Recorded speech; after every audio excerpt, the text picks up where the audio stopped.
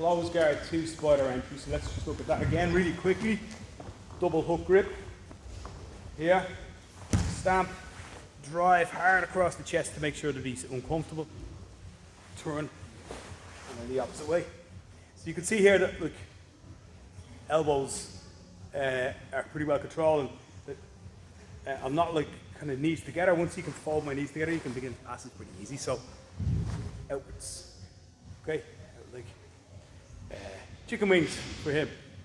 Speaking really slowly for Maria tonight, after she complained about my rapid fire accent. So what I'm going to do is I'm going to go to the lasso today. So whether I go to my spider here with the foot on the inside of the bicep, or whether I go to the lasso, both times I'm not just going to place my foot here without going to one hip. So I need to be on one hip here, and the same thing for my lasso. I'm on one hip on one side. Today what I'm doing is I'm going to the back of the shoulder blade here, okay? And I'm trying to think about, I can see my big toe above his shoulder. That's where I want it today, okay? So I'm kind of kicking into his ribs. So his top ribs up here, just underneath his armpit, I'm going to give them a boot that way so you can see that Porrick's quite off balance.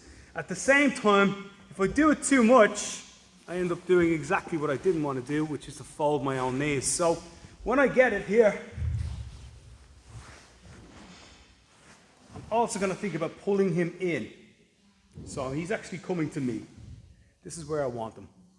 Now that means I can kind of keep this knee open, and that means that when he goes trying to fold my knee, it's quite difficult for him, okay? At the same time, I need to stay mobile. Okay, yeah, like this. All right, we're just going to focus on getting into the lasso, and I'm going to give you one little drill and thing to do now, all right? So we're going to go from here, double hook grip, hip escape, in here like this. My elbow locks, okay? Not like this. Elbow locks, I just need to see his hand. It doesn't need to be all the way, his hand doesn't need to be into my face or anything like that. Here, like this. And all that's going to happen is, Porrick's going to pop to his feet. Okay, and he's going to start moving around. And if he frees my hook every now and again, I'm going to go get it back. He can push my leg to the ground. Once you feel that you're pretty much in control, you can pop out and reset your hook. He's going to keep moving all the time.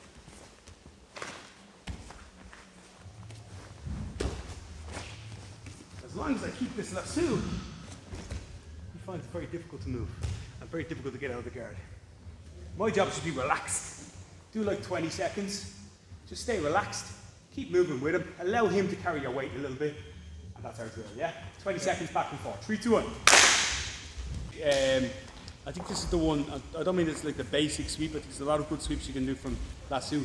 But I think this is the one, it's really good to learn at the start, because when you're doing the lasso, because I think it's one of those ones that, like, it's everything good about Jiu Jitsu is in one of these sweeps, because it's so easy and it uses, you know, good leverage and good technique. So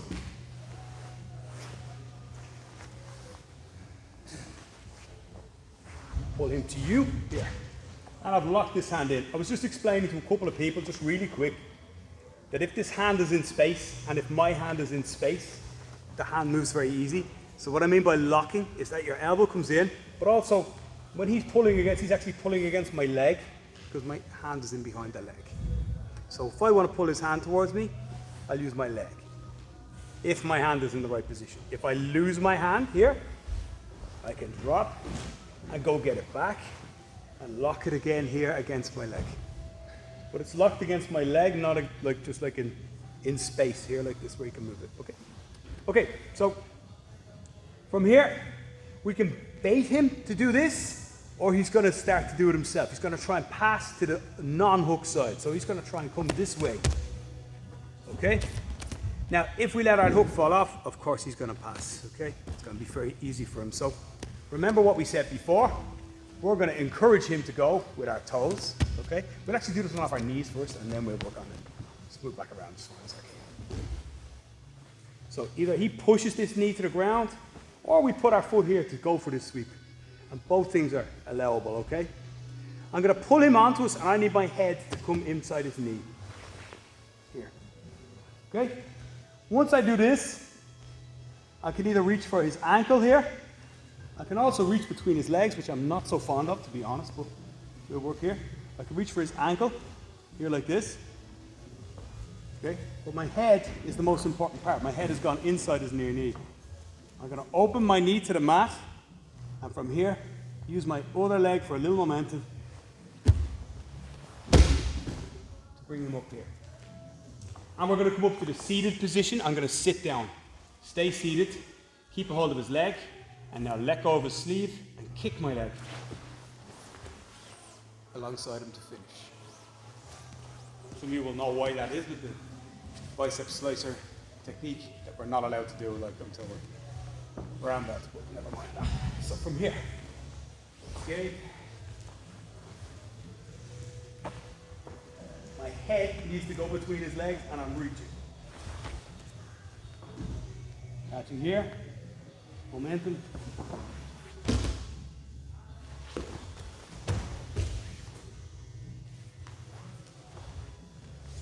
Okay.